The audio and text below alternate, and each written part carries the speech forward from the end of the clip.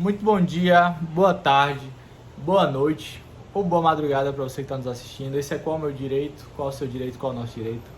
Um canal feito para você entender melhor sobre temas jurídicos, mas sem juridiquês, temas jurídicos de forma mais clara, objetiva e que tu pode precisar deles muito provavelmente no teu dia, ou já precisou, ou vai precisar ainda, ou até vai conhecer alguém que vai precisar saber desses temas abordados aqui por a gente. Me chamo Aires Souza, sou advogado, sócio fundador do escritório GS Advocacia Especializada e nós falamos aqui de diversas áreas do direito porque nosso escritório tem diversas especialidades, diversos ramos de atuação e todos os dias nós estamos em contato com essas áreas. Portanto, a gente acaba abordando aqui vários temas e vários assuntos. E hoje eu quero falar de um tema extremamente importante. Nós tivemos audiências criminais hoje aqui no escritório e aí nós resolvemos trazer um pouco mais sobre essa abordagem das prisões ilegais aqui no Brasil e tu ter um pouco de noção como funciona aqui um processo penal, né? E como que a gente conseguiu hoje tirar, né? Colocar em liberdade dois acusados que muito provavelmente serão considerados inocentes porque não tem provas aos autos que justifiquem a condenação deles. E aí a gente vai falar aqui um pouco sobre os institutos os institutos jurídicos que proporcionam a liberdade de pessoas que são presas preventivamente, tá? Não estamos aqui para falar dos condenados, que já foram condenados com sentenças transitadas em julgados, ou seja, não dá mais para recorrer. Nós estamos aqui para falar daqueles casos que a pessoa às vezes é supostamente presa em flagrante, ou às vezes o juiz acha necessário manter a pessoa presa ali para poder ela não influenciar, não testemunha, enfim. Esses presos provisórios, que é o chamado aqui no Brasil, quais são os mecanismos jurídicos aptos a fazer com que eles respondam um processo em liberdade.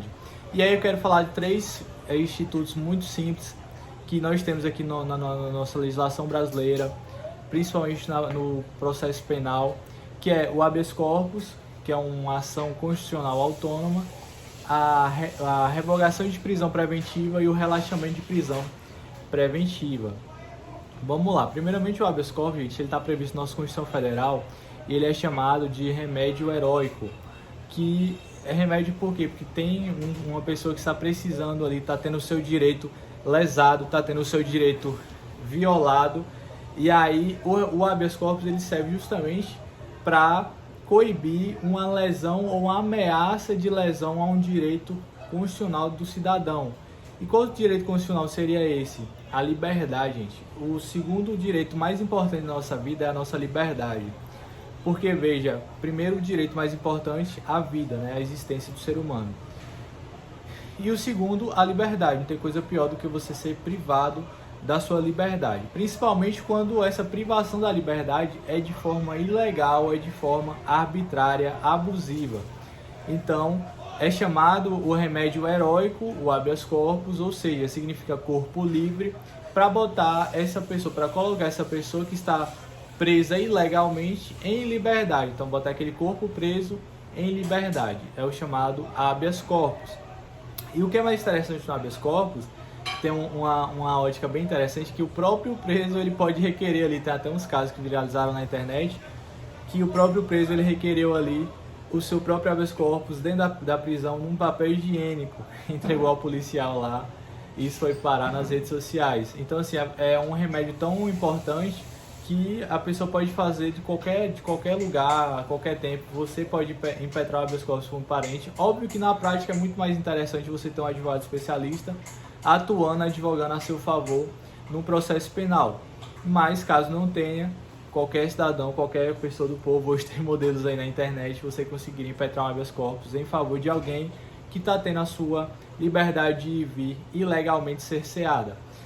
O segundo mecanismo de instituto jurídico que a gente usou hoje para poder tirar esses dois rapazes que estavam presos ilegalmente é o relaxamento de prisão preventiva.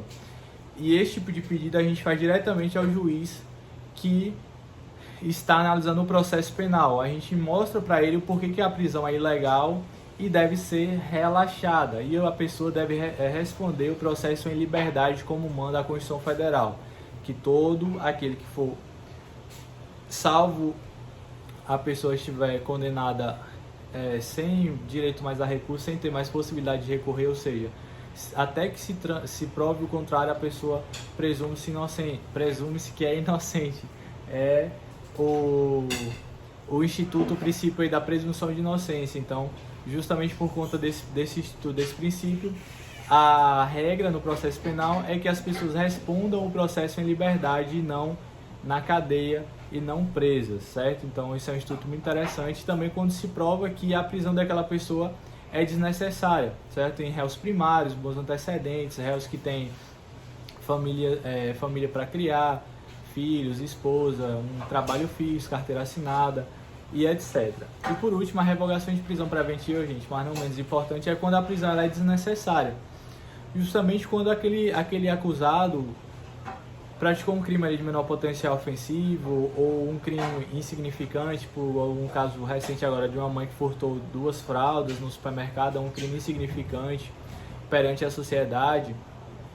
Então a prisão dessa pessoa ela é desnecessária, a prisão provisória, entendeu, gente? Não estou aqui mencionando da pessoa ser culpada ou inocente, eu estou falando dela estar presa preventivamente enquanto o processo se tramita. Então, da desnecessidade da pessoa estar presa preventivamente enquanto há o trâmite processual. Então, basicamente esse é o vídeo de hoje, 3 institutos básicos aí para poder colocar as pessoas em liberdade, para responder os processos em liberdade, são esses. Grande abraço, até o próximo vídeo.